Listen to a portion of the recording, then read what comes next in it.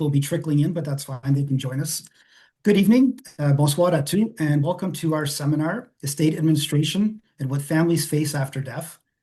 On behalf of Sharon McGarry, Patrick McGarry, and our team at Hulse Playfair McGarry, we welcome you. My name is Bruno Carchidi, and I'm the General Manager, and I will be your host this evening. We are very pleased to continue our 2026 seminar series in partnership with Mann Lawyers. And tonight's topic is one of a very important cause, and it's often overlooked: conversations families can have. When someone passes away, loved ones are not only dealing with grief, but are often suddenly responsible for navigating through legal, financial, administrative responsibilities. It can be overwhelming, especially without clear guidance. Tonight, our goal is to provide a clear, practical look at what actually happens after death and how thoughtful planning can make a meaningful difference for people you care about. Cette session sera présentée en anglais, mais si jamais vous souhaitez de nous communiquer en français, on a des membres de notre équipe bilingue qui seraient présents pour vous aider. Vous allez en rencontrer un peu plus tard. I do have a couple of housekeeping notes I'd like to share. You might notice that microphones and cameras are muted and off. That's to minimize disruptions. This session is being recorded, and a replay will be made available to registrants afterwards. Please bear in mind that the information presented this evening is for general educational purposes. It does not constitute legal advice. Every situation is unique, and we encourage you to consult directly with a professional for guidance on your specific circumstances, your needs. We will be hosting a question period at the end of the session. We will be addressing some pre-submitted questions due to time constraints. If ever you have any questions that you do not hear specifically addressed in our presentation, please do not hesitate to email us at info@hpmcgarry.ca. That's info@hpmcgarry.ca. Or schedule a meeting with one of us, and we'd be happy to talk to you. To begin, I'd like to introduce my colleague, Daniel Therrien, pre-planning counselor here at Hulse Playfair McGarry. As a pre-planning counselor, he plays an important role in helping families make thoughtful, organized decisions in advance. This includes guiding clients through available options, making sure your preferences are clearly documented, and providing support in navigating through both practical and emotional considerations. The goal is to bring clarity, structure, and peace of mind to what can otherwise be a complex planning process. Daniel brings a strong professional background both in funeral services and in family law, where he developed extensive experience supporting clients through sensitive and often complex family-related matters. His work has given him a deep understanding of client advocacy, careful listening, and structured problem-solving. Daniel est parfaitement bilingue en anglais et français. He is bilingual and happy to help in either language. We're very happy to have him on our team, and we appreciate his expertise. Over to you, Daniel. Thank you, Bruno. Good evening, everyone, and thank you for joining us. Merci et bonsoir à tous. Now, we're going to go into introducing our guest speakers. I'm pleased to introduce from Mann Law, Kate Wright and Dylan McGuinty Jr. Kate and Dylan bring extensive experience in wills, estate administration, and they'll be guiding us through what families can expect, including what your family is responsible for after you pass away, what being an executor really involves, the general timeline of estate administration in Ontario, probate, common myths and versus the reality, and how pre-planning fits into the broader estate process. Kate and Dylan, I turn it over to you. Thank you, Daniel. Thank you so much. Dylan and I are very happy to be here joining you tonight. Our speaker series has been very informative for people on sort of both the planning and the administration side, and we're happy to focus tonight on exactly as Daniel said, the administration and what are the roles and the tasks that your appointed individuals and your family members are going to have to fulfill. And if any of you have experience acting as an estate trustee, perhaps it went smoothly, perhaps there were challenges, but it is a job that carries a lot of responsibility. It can be very time consuming, and it can feel very overwhelming at a time when you're already dealing with grief. So our goal tonight is to provide you with, as I said, information about what the roles entail. We'll address some common questions and tricky scenarios that we often see, and hopefully leave you feeling more informed should you be in a position to take on this role. So I'm going to go ahead and share my screen with all of you.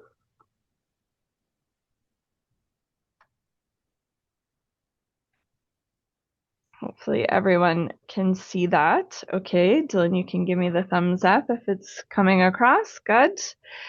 And just a brief overview of what we're going to talk about. So we're going to talk about what responsibilities there are to be taken care of after death.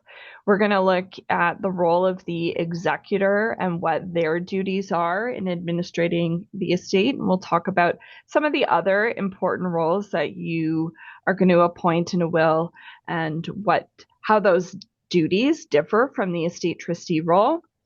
We'll give you a bit of a sense of what's a timeline you should be expecting to be in this role, and we'll talk about probate as well. So I am going to turn it over to Dylan, who is going to talk about, as the executor, how do you wind up the affairs of the deceased? Thank you, Kate. As executor, as you may already know, if you've done the work, and as you may not already know, if you are appointed, and if you are appointed, hopefully you know that you're appointed. But at any rate, as you may or may not know, it's a big job. It's a big job for a number of reasons, because as you can see from this list, there's a lot to be done as executor, but also there's a lot of liability tied to the role. There are a lot of duties and fiduciary obligations and do's and don'ts. So here, the list, which I'll touch on briefly, is really a good summary of what you can expect as executor. So obviously, first and foremost, there's the funeral. And so the people at Hulse Playfair McGarry, for instance, can be very helpful in that regard. If the funeral has been prepaid and pre-planned, all the better. Identifying and budgeting for the debts of the deceased. And I say budgeting because there's an exercise here where you want to make sure that you're funding these debts properly, you're identifying them, that you're doing a notice to creditors, for instance, and taxes as well. Depending on how well or not well the estate has been actually planned, the payment of debts and taxes can be no issue, or it can be an issue to be tackled with the help of an accountant or a lawyer, or both. Your testamentary expenses can include something as basic as, for example, mileage as executor, and depending on what the will says, can involve funding the refreshments at the funeral, for example. And executor compensation also comes out as typically a testamentary expense, of course, assuming or depending on what's in the will. So you'll hear me say that a lot, depending on what's in the will. Subscriptions, let's say Maclean's Magazine or other subscriptions, you're stepping into the deceased's shoes. So while the deceased may have passed away, there are still ongoing, be it payments that are coming into the deceased's bank accounts or payments that are going out for subscriptions, for instance. And so you really have to step into those shoes and identify everything that needs to be wound up. Moving, fast forwarding a bit, points cards, for instance. Points cards actually fall into the estate.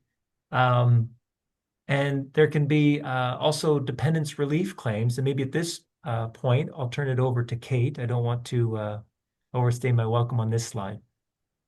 No, that's okay. Thanks, Dylan. So what Dylan is alluding to, obviously, as the executor, you do have a choice as to whether or not you wish to take on the role. Even if you're appointed in a will, you still have a choice. And we'll talk about that a little bit more in our presentation. But what you don't have is a choice in the quality of the planning that might have been done.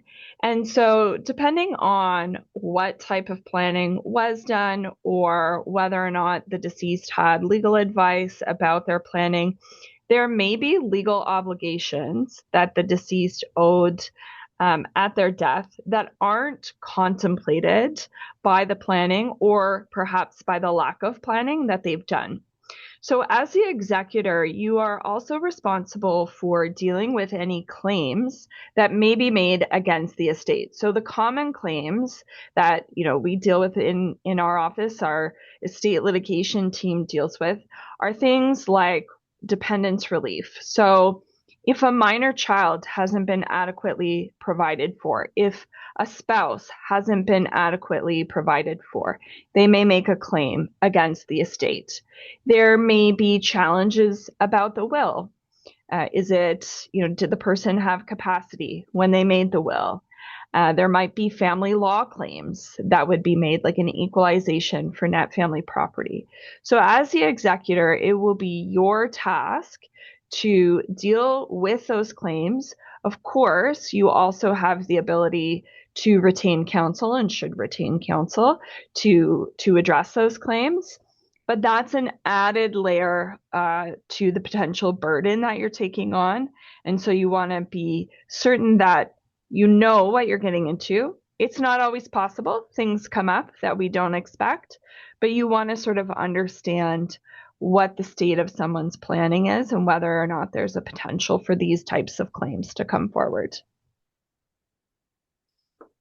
Anything you want to add on this one, Dylan? Just to touch on the joint accounts, this is a very common question, but just to say that it really depends. In the case of a joint account with, for example, an adult child, you'll often hear over cocktails or coffee that it's recommended to hold an account jointly with mom or dad to ensure that there's money to pay for expenses. I would just say, again, like Kate said, you don't have control over how well or not well the estate was planned, but this is a very tricky issue. And all to say, make sure that you're getting legal advice when it comes to joint accounts and where that joint account is actually supposed to go at the end of the day. And to Dylan's point, it's really important that you actually get legal advice on this question, because the presumption when a parent holds an account with an adult child is that actually, unless it's a true joint account or there's sufficient evidence that's contemporaneous with the adding the child to the account, that account actually belongs to the adult parent and therefore belongs to the estate. But if you attend at a bank, you may hear it's a joint account, you're the person on it, it's yours. That may be the bank's policy, but from a legal perspective, it's really important that you understand if you're the person on the account or if someone's on the account and you're the executor, is that truly their account? Or does that account belong to the estate? So that goes to your due diligence in discovering what are the assets of the estate and what searches do you need to do to make sure you know what the assets are. Mm-hmm. So I'm going to talk just briefly about some of the other important roles that might need to be fulfilled on the death of an individual. And this goes to the guardianship of minor children. So in your will, you're of course appointing an executor, but if you have minor kids, you're also appointing a guardian for those children. And so if you are an individual who has been named as a guardian, hopefully the people have asked you before, and this is not a surprise, but it's really important to understand what you have to do in the time after the person has passed away. So we have a piece of legislation in Ontario called the Children's Law Reform Act, and within the first 90 days after the person has passed, someone who is named in a will as being the guardian of minor children basically has a temporary custody. they have temporary custody in place. And within that 90 days, in order to maintain that temporary order, they need to be applying to the court for custody of those children. So notwithstanding that you are named in a will, you still need to go the next step to apply to the court for custody. And this because the court has an overarching jurisdiction over the best interests of the child. And we want to make sure that the court has, so when you make this application, there's CAS checks that are done and police record checks. So of course, we want to make sure that this custody arrangement is in the best interests of the minor children. And circumstances may have changed since the individual created their will, and maybe this person is no longer appropriate, and there could be an objection. At the end of the day, the court is going to give deference to the parents' wishes. So if you've appointed someone for custody, to have custody, and someone objects because they don't think that's the best choice, that's not really sufficient. It all comes down to what is in the best interest of the children, and absent any evidence that that would not be the case, there is deference given to those wishes that the parents have expressed in a will.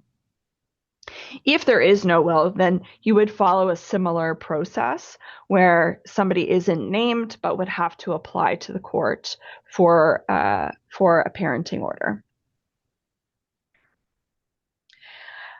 And I'm also going to touch on another important role, and we wanted to highlight this because we wanted to draw out the distinction between someone who is acting as an executor or an estate trustee versus the trustee of an ongoing testamentary trust.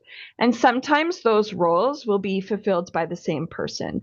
So for example, if you look at the will and you're named as the executor, and there's a trust for minor children, and it doesn't specifically name someone as the trustee of that trust, you by default are the trustee of that trust as well.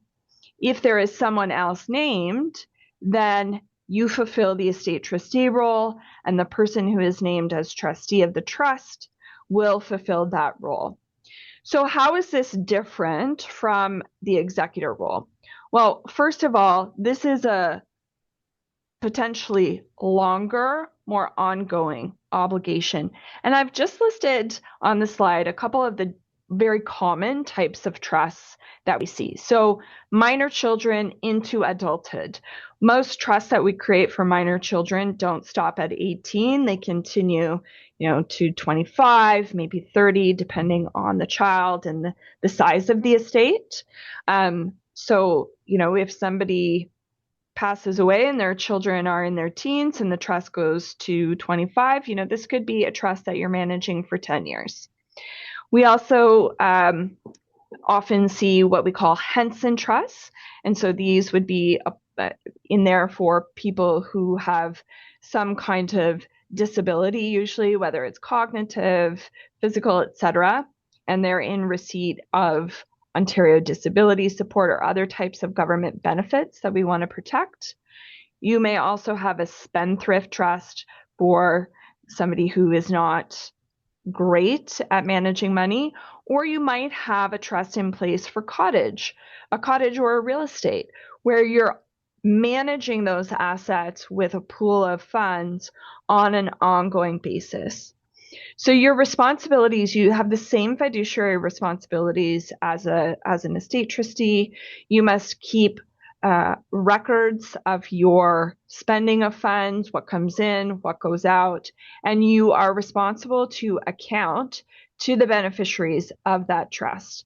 You'll also, of course, be filing taxes on an annual basis, and you may need to get legal advice from time to time about the management of the trust. So if you have been appointed as a trustee, you need to make sure you're getting advice on what your duties are for that specific type of trust. And we'll look to the will as a guide as to how you can manage the funds. So for example, in a Henson trust, you cannot go offside the rules of ODSP, Ontario Disability Support, which governs how much income a person can receive in a year, how many assets they can have in their name. So as the trustee of that trust, you would need to familiarize yourself with the ODSP rules. If you are, managing a spendthrift trust and the will has specific terms about how it can be used, or an education trust is another common example, you really need to make sure that you understand what the trust says and how you can use it. So I'll turn it back over to Dylan to talk about some of the pitfalls of getting, into this role. Thank you, Kate. Yes, there are many pitfalls. As I like to tell my clients, when you are appointed as executor and when you accept that role, you are agreeing to effectively put a target on the front of you and a target on the back of you, because you're going to be dealing with many people, including beneficiaries, creditors, and the Canada Revenue Agency.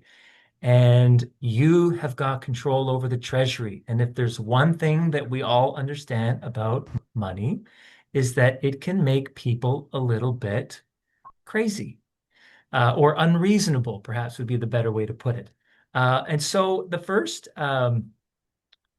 piece here is to understand that if you should begin to act as executor, you may be deemed to be, quote, intermeddling with the estate, meaning minding the estate's business, doing things that you should or maybe shouldn't do. Hence, Kate's earlier admonition that you seek legal advice. And so the executor de son tort means that if you are starting to act as executor, that's at your own risk. And that if you commit faults, then those are your faults. And so whether or not you are actually duly appointed, if you start acting, you may be liable. The next is creditors. So I said a moment ago, you should really be budgeting the estate. So first of all, notice to creditors when someone passes away. Very good idea to look into a notice to creditors, because it's important that everyone understands someone has died and there's a timeline for them to invoke their rights. And if they don't, they may lose. They may lose out on being paid that debt. If you should pay out a debt to one creditor but not to others because you didn't know about them, you didn't do your homework, you may be held liable for paying those other creditors. You have an obligation under the Bankruptcy and Insolvency Act. If the estate should become insolvent or bankrupt and you have gone and favored some creditors over others, this is another pitfall. The Canada Revenue Agency, they are looking for their pound of flesh. And so you must be careful. You really should be consulting with an accountant from day one and making sure that your taxes are filed on time. There are deadlines. Be responsible. You may be liable again for penalties. If you're receiving executor's compensation, understand that executor's compensation may be challenged on the basis, for example, that you didn't file taxes on time and you caused the estate to suffer some penalties and interest with the CRA. Very important, finally, on taxes.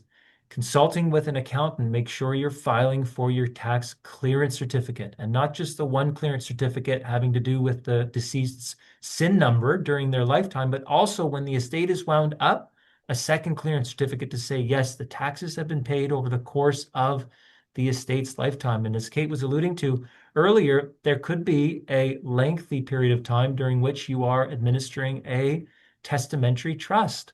And so taxes, of course, will need to be paid, filed, and a clearance certificate obtained. Cash legatees, again, money can make people a little bit different than they ordinarily would be. You have an obligation to notify your cash beneficiaries. Let's say, for example, a cash gift of $100 in the will to a specific person or charity, obligation to let them know and also to pay it out. And with legal advice, getting released, getting a beneficiary release to make sure everyone understands you fulfilled your obligations. How are we doing for time on this slide, Kate? I think you're good. Okay. Your residual beneficiaries.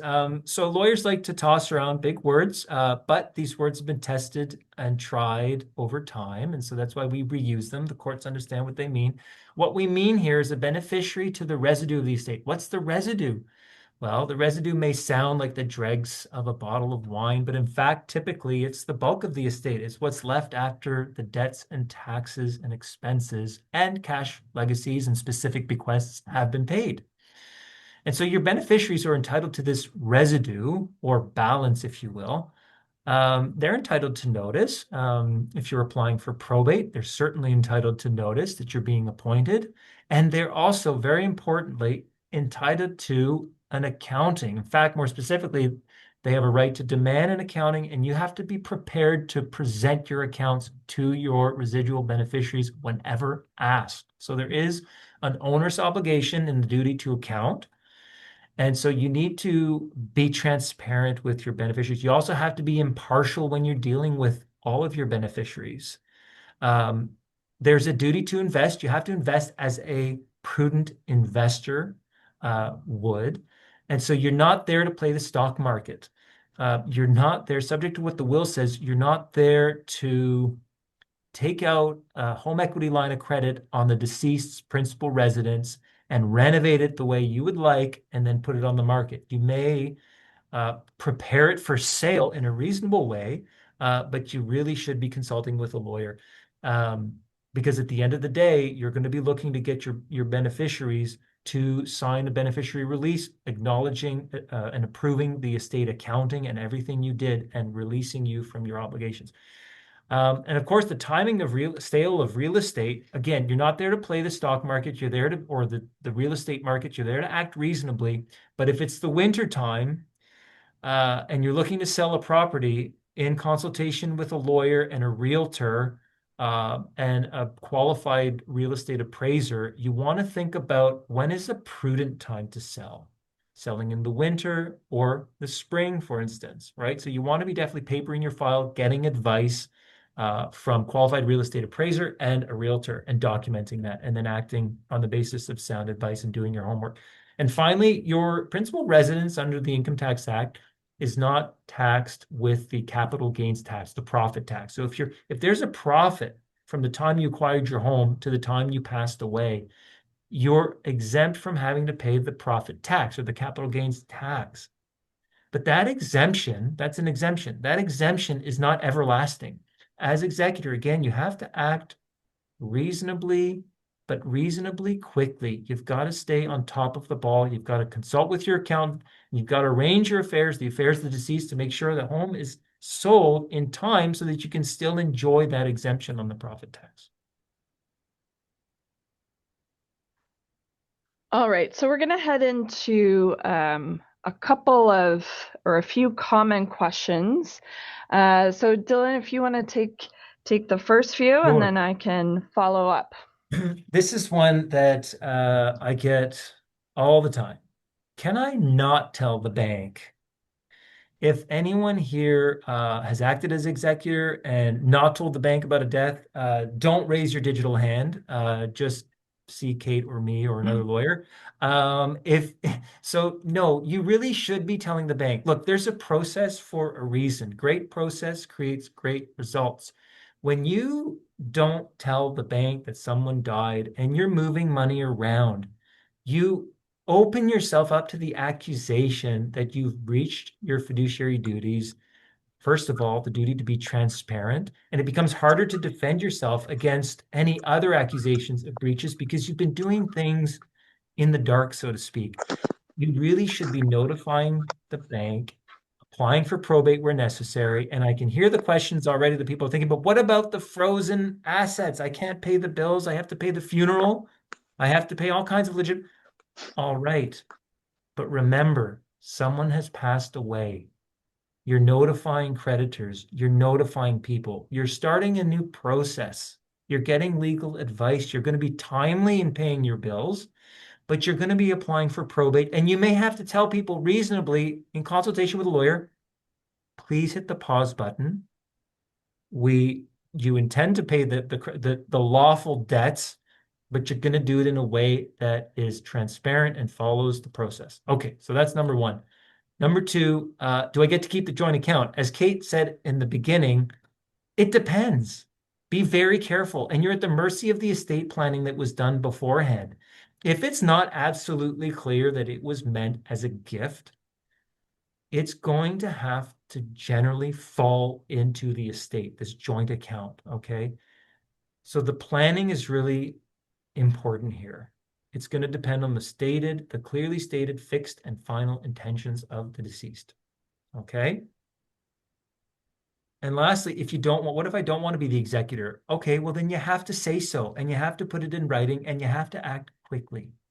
Okay, if you start intermeddling with the estate, as I said before, then you may be found to actually be the executor and then need a court order to remove you as executor. Once you start acting as executor, you're now effectively telling the world at large, you can depend on me for the balance of all the work that needs to be done. And if you fail to do that, then you're prejudicing other people's interests and their rights. So be very careful. You can do reasonable discovery. You can start learning about the estate, finding out, to do my due diligence to find out if this is a job I can or want to take on, but only to a reasonable extent to discover information. But when you start moving money around or making decisions, that's when you really should consult a lawyer and find out.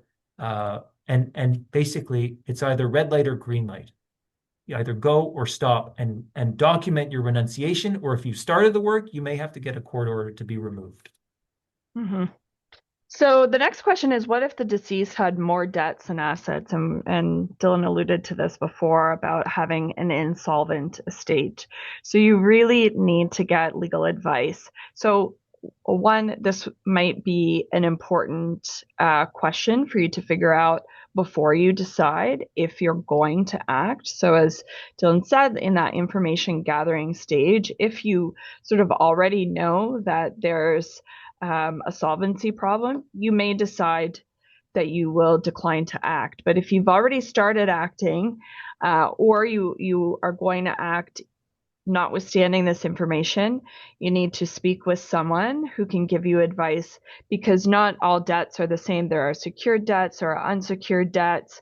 You need to figure out what has priority and in what proportion anything will potentially be paid. So make sure you're getting advice about that. This is a question. As attorney for property, I sold the second property, but it was gifted in the will. That's not a problem, is it? So if this goes to individuals who might be fulfilling two roles. So people who are named as the executor might also be the attorney for property prior to the person's death. So they're managing the assets because they're named in a power of attorney for property, and then that person dies and they transition into the role of executor. So anyone who is acting as attorney for property is entitled to see the person's will so that they can determine if there are any specific gifts in that document that they should be aware of, so they are not selling those assets unless, of course, the funds are needed for the grantor's care. So, for example, if there is a cottage that is gifted to someone, and that's, kind of the only asset, there's no other sort of liquid assets, and the person needs to go into care and they need the funds from the cottage to support themselves, then the attorney for property could be in a position of being able to sell it. But if there are lots of other assets and they sell the cottage just thinking, oh, this is too expensive for us to maintain, they're not going anymore, then that's potentially going to be an issue. So as attorney for property, you want to make sure you're taking a look at the will. I wasn't familiar with the deceased assets and debts. Where do I find this information? So obviously we're talking about what happens after death. There's a lot that you can do before death. So if somebody asks you to be their executor, you probably want to ask them this question. Like, what are they doing to maintain records about their assets and their debts? And where would you be able to find that information should you need to act? So if a person is, planning enough and thinking enough to ask you in advance if you're willing to be appointed, you should be thinking about what questions you can ask them so that when the time comes, you can find this information. So If that has not happened, then there are lots of services that you can use. There are things like estate search, and again, speak with a lawyer about what is available to make sure you know all of the assets. Lawyers can have access to do property searches, so they can look and see if do they own any real estate that you're not aware of. Sometimes there are pieces of land, right, that, oh yeah, mom and dad bought this piece of land and we never did anything with it, and it gets forgotten. So talk to a lawyer, but there are ways that you can do searches to see what they had. Letters to banks are also helpful. You will also be able to have their mail forwarded to you. So that's often a very good source of information as mail comes into them. One thing that you want to ask if you're going to be acting in this role and you have the opportunity is ask the questions about passwords. How are they managing their passwords? How can you access their accounts and email? Obviously, people are not going to be willing to hand over their passwords to you, but where can you access that information when the time comes?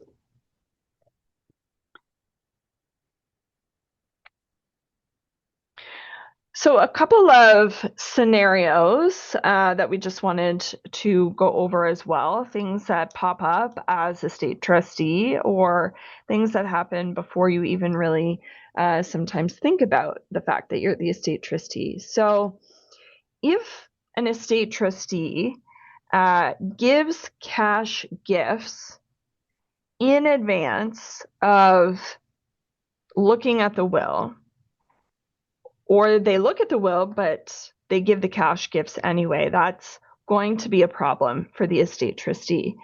So as the estate trustee, you must look at the will and determine what gifts are in there. Are there any cash gifts? Are there no cash gifts? Who are the beneficiaries? It does not matter if your grandmother told you that she wanted all of her grandchildren to have, $1,000 on her death. If it is not in her documents, then you should not be making those gifts, because the other beneficiaries are going to be able to say, hey, wait a minute, that wasn't in accordance with their instructions, and it doesn't matter what someone said to you. If it's not in the will, it's not going to be valid. So as the executor, before you hand out any cash, you need to make sure you review the will, and you also need to make sure that you have the original will, not a copy, and that you're certain that it is the last will. So if you're going through mom's stuff and you go, here's her will from 2002, and you see that there's stuff in it, but it's a copy, you're going to have a problem if you later call the office, the law office, and they say, oh yeah, she updated that in 2020. And no, all the gifts are different. So make sure you have the latest will. The other scenario that we've put up here is, and this goes to, the executor trying to implement their own wishes, similar to making cash gifts. The will says, to my brothers in equal shares, but you as the executor know that the deceased was estranged from one brother and that they wanted to exclude him. Do you have to include that brother in the distribution? And the answer is yes. If the person did not get to the point of updating their will, what they say they wanted to do or were planning to do is not sufficient, and you will have to include that estranged brother, even if you think that's not what the deceased person would have wanted. So the will, ultimately is the document that is going to guide everything that you do. Same if there's an intestacy. So in an intestacy, we're talking a lot about a will, but if somebody dies without a will, there is a piece of legislation called the Succession Law Reform Act that will govern who receives the share of the estate. And it depends if they have a spouse and kids. If not, are parents alive or their siblings? Let's say we get to a scenario where, the deceased passed away, they didn't have any spouse or children, their parents are deceased, so their siblings are going to be the beneficiaries. If you're estranged from one of those beneficiaries, if the deceased was estranged from one of those beneficiaries, you cannot exclude them. And you will have to go to fairly significant lengths to find that person. If, they're difficult, if nobody knows their address, you have to make a lot of efforts to try and locate them. And if you can't just divvy up their share amongst everybody else. There's going to be a process that you'll have to follow, which will require, potentially an application to court. All right, so I'll turn it back over to Dylan to talk about how long all of this is going to take. Yes, of course. And the answer, of course, is it depends. And I apologize, our lights are going off because it's after hours and our sensors can't necessarily see that we're here, but it does make for kind of a neat visual effect. So the beneficiaries will say, typically, because they're incented to, they'll say, when am I getting my inheritance? And they'll put the pressure on the executor. Now, when you're executor, you've got to be steely. You have to be reasonable. You have to exercise care and diligence, and of course, transparency and fairness. But you also have to stay calm. It is a job that requires thick skin and diplomacy and humility to obtain advice from your accountant, your lawyer, the financial planner of the deceased, the people managing the investments. It depends, because you've got a year to basically identify your assets, assess, find out what are the debts, find out what are the income taxes owing, hire your accountant, liquidate assets, find out what GICs there are and when they're maturing, and governing yourself according to some of those deadlines. Consolidating the assets into an estate account, obtaining probate, which involves notifying beneficiaries and beginning the conversation with your beneficiaries. Identifying what I call life stakeholders, subscriptions, OHIP, Service Canada, Service Ontario, all those entities or institutions or people or creditors that had something to do, a stake in that person's life, right? When that year is up, you're now expected to be in a position to start distributing the estate. Now, not all at once, but at least to start distributing it incrementally through partial distributions. Okay, so there's the executor's year. There's at least 1 year. And that brings us, of course, into year 2, where you start making your distributions. So you've already got 2 years, because that second year may take up the full 12 months.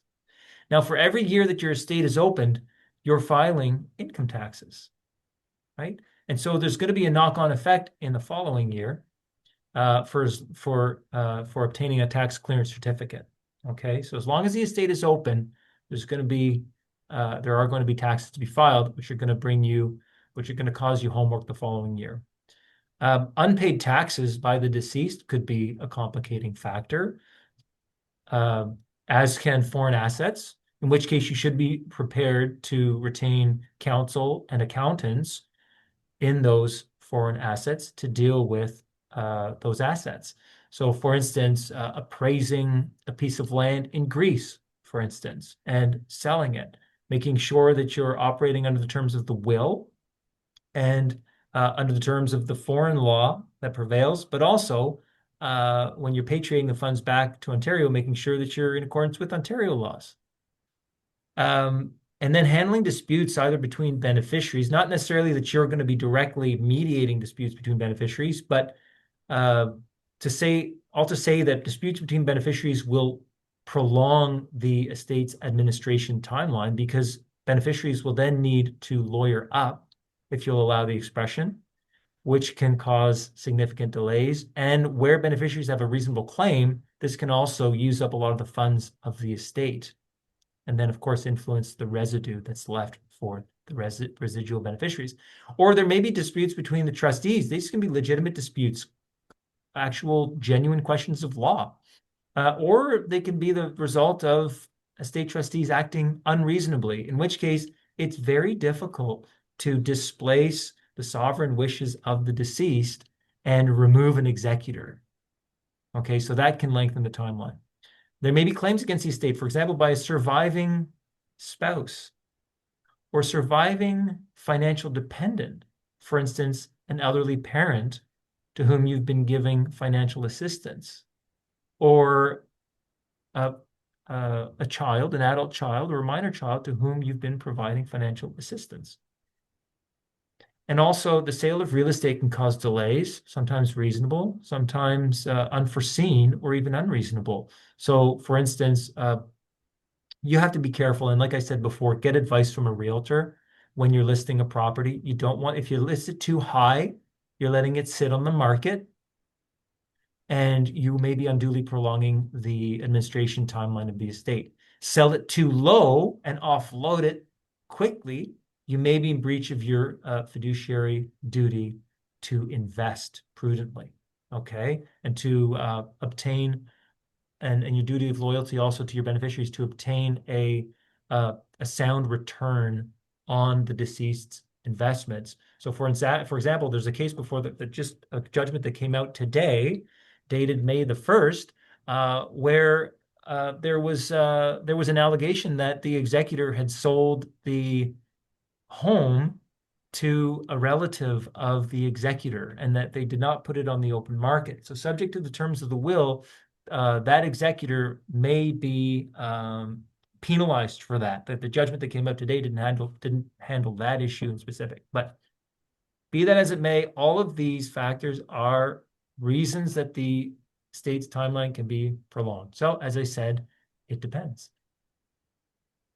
So I think the takeaway from what Dylan has said is, there's can be these complicating factors that might extend the administration, but ultimately the role of the executor is to act prudently yet quickly. So as quickly as one can act while still doing due diligence, still being prudent, and still giving due consideration to all the factors that they need to. All right. So a couple of other common questions. How do I know when my job as executor is finished? So as Dylan indicated, there are a lot of steps that you need to take. You need to get your clearance certificates from CRA. Then you're ready to distribute. When you make a distribution, whether it's an interim or final distribution, you need to be getting releases from the beneficiaries. So this is an important document for an executor that says they've reviewed the accounting that you've provided, they agree that the amount they're supposed to receive is, X, and that they release you from any liability or any any claims that they may wish to make. So essentially approving what you've done and saying you can go forth, we're not going to make any claims. That is sort of for most executors the end of their job. When they've gotten the clearance certificate, they've distributed the money, and they've paid out all the beneficiaries and gotten releases back. I really don't. Another question that we have about the role of the executor is when there are cash gifts for minor nieces and nephews. So you're at the point that you're going to distribute, and you have cash gifts that are payable to minor nieces and nephews. And it would be much easier if you could just pay it to, their parent. So in Ontario, if a cash gift to a minor is $35,000 or less, it can be paid to that minor's parent or guardian. But if the amount is over $35,000, then it cannot. be paid to that parent and needs to remain in trust, and that might be managed by the estate trustee if they're also the trustee. So it can get into sort of a more complicated question, but that's sort of the basic. If it's 35,000 or less, yes, possibly you can pay it to their parent. If it's over 35, you should be getting legal advice as to what your obligations are. Okay, and we're going to wrap up with a discussion about probate. So this is something that a lot of people talk about in the planning side. There's lots of efforts to avoid having to apply for probate, but what ultimately is probate and when is it required? So probate is the process of making an application to the court to get a certificate of appointment back that authorizes you as the estate trustee and recognizes you as the estate trustee, and also confirms the validity of the will so that you can go to financial institutions, real estate lawyers, whoever it is that you need to deal with to show them that you are the authorized person for the estate. So when is probate required? There are certain assets that might require probate and others that may not. So generally speaking, so assets that are solely in the name of the deceased person that aren't designated may be assets that require... Montreal's winning. Great. Good for all the Montreal fans. I'm a Leafs fan, so I care less. So as I was saying, if you own an asset solely in your name, or if the deceased own the asset solely in their own name, and it's not an asset that can be designated, like an RSP, a TFSA, and it's over a certain dollar value, you are likely to have to apply for probate. So if you're going to deal with real estate that is in the deceased person's sole name, you're going to have to apply for probate, subject to some very specific exemptions called the first dealing exemption. Again, you need to see a lawyer to figure it out if that applies. Shares in a privately held company do not in and of themselves require probate. They can bypass probate if there is a secondary will. So general rule for an executor to think of is, did the deceased own it in their name alone? Was it designated or not? If those things apply, you're probably going to have to apply for probate. And Dylan, you can carry on and tell us about the tax and the timeline. Yes, okay, the probate tax. Now, I will just preface this by saying, just keep in mind, for those of you who are interested in doing estate planning, although we are talking about the administration part, but to give you some context, the probate tax, which I'll define in a minute, it's generally not nearly as much as what your capital gains tax will be. And in a lot of cases, even your income tax in the year of death. So when you're doing your planning, just for context, there are a number of taxes on the menu, so to speak, and probate tax is just one of them. I say that because there are all kinds of reasons to do planning. Tax is one of them, but in my opinion, looking at the whole scale is a better thing to do. But having said that, your probate tax is your estate administration tax, acronym EAT or EAT because it eats into your estate. And so the estate administration tax, which we call probate tax, is actually something like a fee. It walks like a fee, talks like a fee, but in fact, the courts found that it is a tax because it's applied rather indiscriminately. But what it really is a tax you're paying to the province of Ontario in exchange for something else. And what that thing that you're getting in exchange for the tax is the probate certificate. You're applying for the probate certificate. You're doing a disclosure to the beneficiaries. You're opening up a process by which you can be challenged and by which you can be appointed. And at the end of the day, you're getting that certificate. It's a hard certificate. It's a piece of paper from the court, okay? But you're paying the probate tax to get that. And the probate tax is for so I call probate the Mona Lisa of estate administration because It's quite simple at the face of it, but the longer you contemplate this darn process and this darn tax, the more complex it actually is. So to begin, your probate tax is 1.5% of the value of the estate over $50,000. But then, of course, the question is, well, what's the estate? So breaking it down briefly, the estate is what the deceased owned in their name alone, did not hold jointly with a spouse by right of survivorship or jointly with someone else where it's clearly going to that person. So it does not include those things. Does not include a designated RIF or RSP or life insurance policy, but it is what they held in their name alone at the date of death. And so, of course, you can see, because it's a complex definition, there are ways to plan around the probate tax through the use of trusts, for example, or early gifting before death. That's a different presentation, though. Yes, exactly. The planning side. Yeah. Well, thank you. So that's what I have to say on the probate tax. Perfect. Okay, and we'll just finish up with a quick note on, how long does it take to get probate? This is really going to depend on the jurisdiction where you're applying. So if you live in Brockville, you apply to the Brockville court. Here, you apply here. So depending on the jurisdiction that you reside in, it may take less or longer time. In Ottawa right now, it's probably about 6 to 8 weeks, roughly speaking, sometimes a bit longer, sometimes less. So it depends on the jurisdiction. Mm-hmm.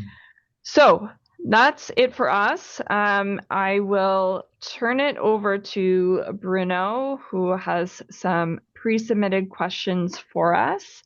Mm. Thank you very much, Kate and Dylan. We, as shared, we do have some questions that have been submitted.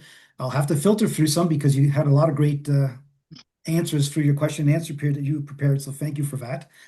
Just a friendly reminder, if any of the questions any of our guests have that don't get answered today, they can always reach us at info@hpmcgarry.ca and we'll help you get those answers for you. How about I will start with a question for Daniel. Daniel, does an executor have the legal authority to change or override my prearranged funeral instructions after my death? So, quick answer, as you heard the lawyers earlier, it depends. But the executor tends to be able to change or modify some of the prepaid planned arrangements. However, there are clauses in contracts that can be added to if you really don't want them to make any changes. However, as a funeral pre-planner, most of the people I've discussed with, they often don't mind if they're adding things, just don't take away from the pre-plan. Thank you.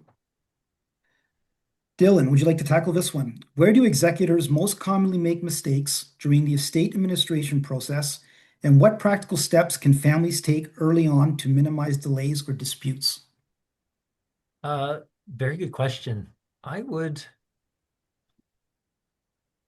offer that there are 4 types of executors, at least. There's your speeding executor who goes too fast and doesn't cross their T's and dot their I's.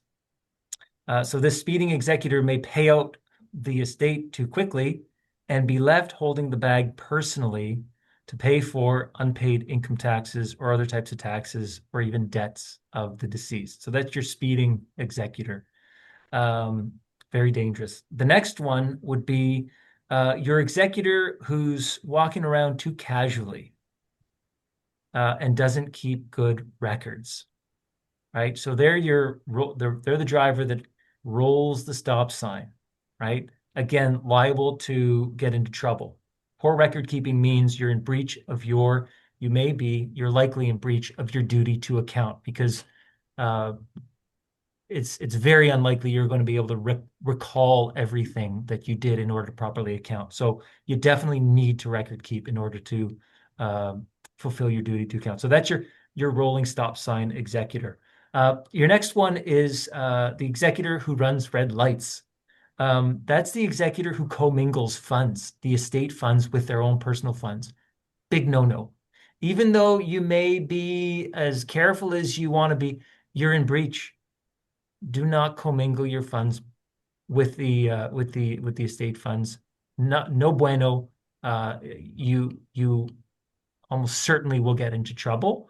And this is not one where I didn't mean to, I didn't really cause harm. You're in breach, and so you're in breach. It's a bright line.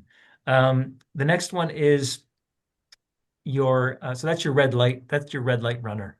And then there's what I call executor paralysis. That's the driver who's they're driving like 70 on the Queensway.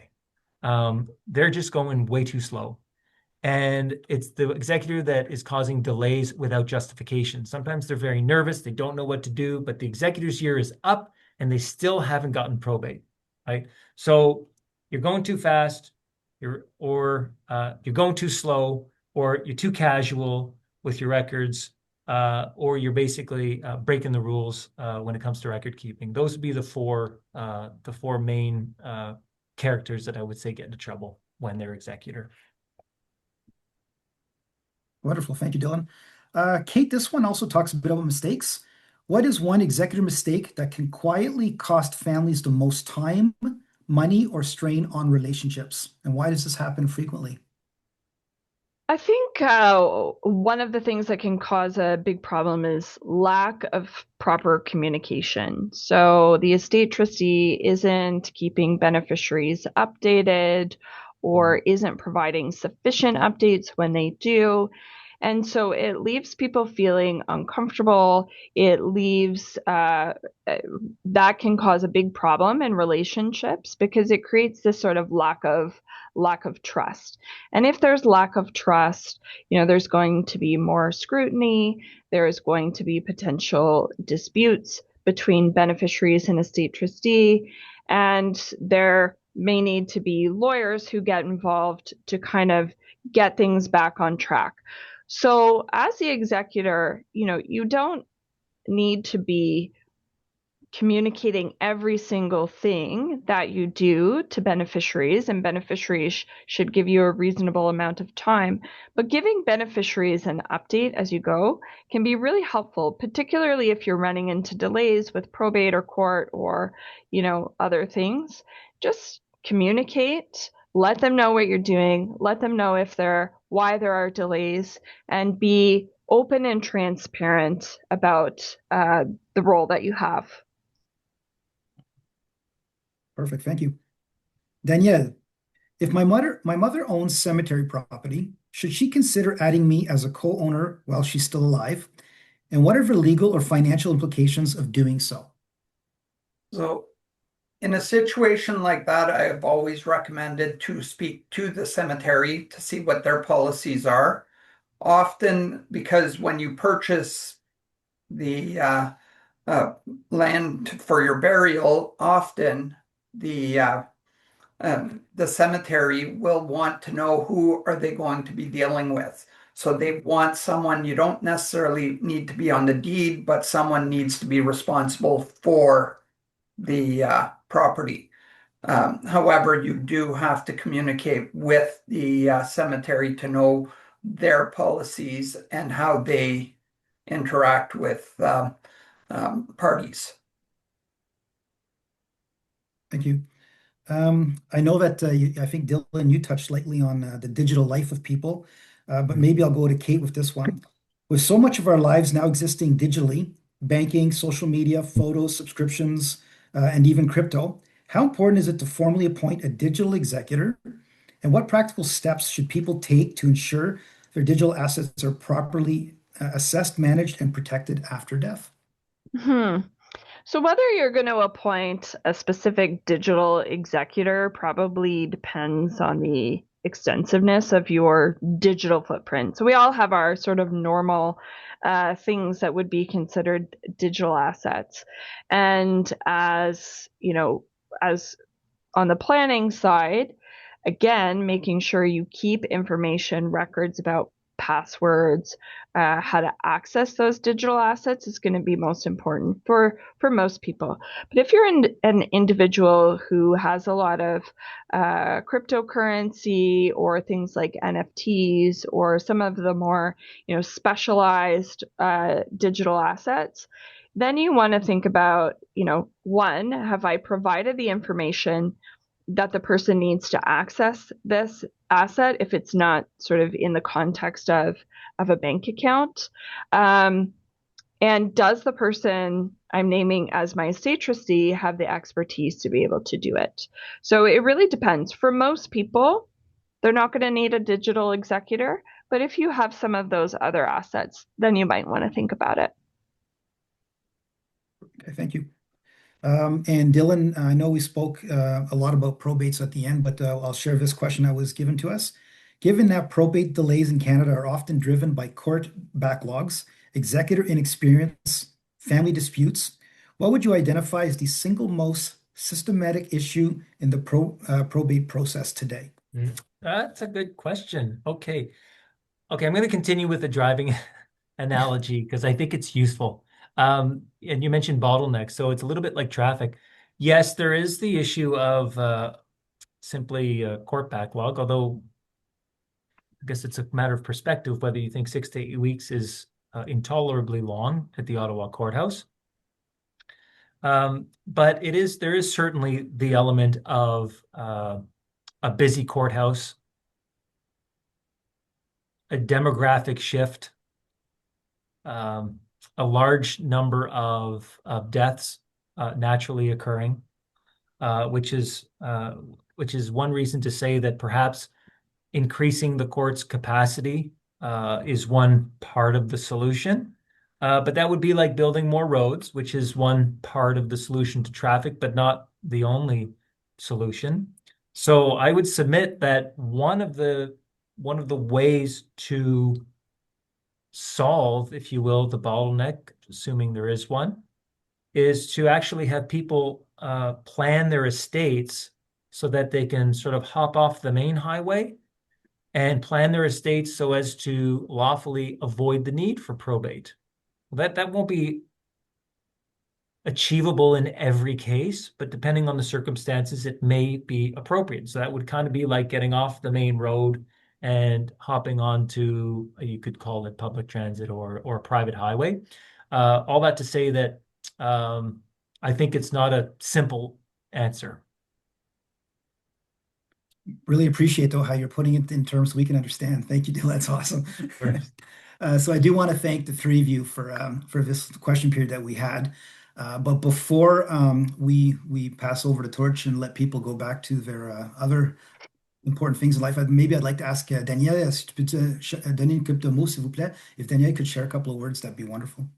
Yes, thank you, Bruno. Now, from pre-planning perspective, there's two reasons people pre-plan. However, it's for financial, because they lock in the prices at today's rate, and emotional. However, what we often see is that more decisions that are made in advance, the less stress and uncertainty to the family face during a very hard time.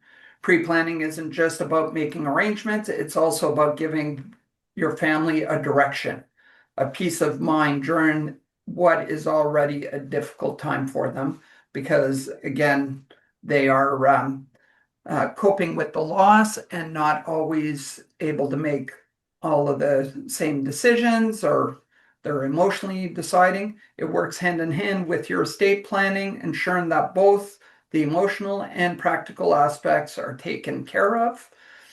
If tonight's discussion has raised any questions, I do ask that you do communicate with us, and with myself and with the lawyers. I'm sure they'd be prepared to answer your questions. I also want to thank you and merci beaucoup. We do have bilingual services, but I do assume that the majority of are Anglophones at the moment. Merci, Danielle. Again, I want to thank Danielle, Kate, and Dylan for all their wonderful insight tonight.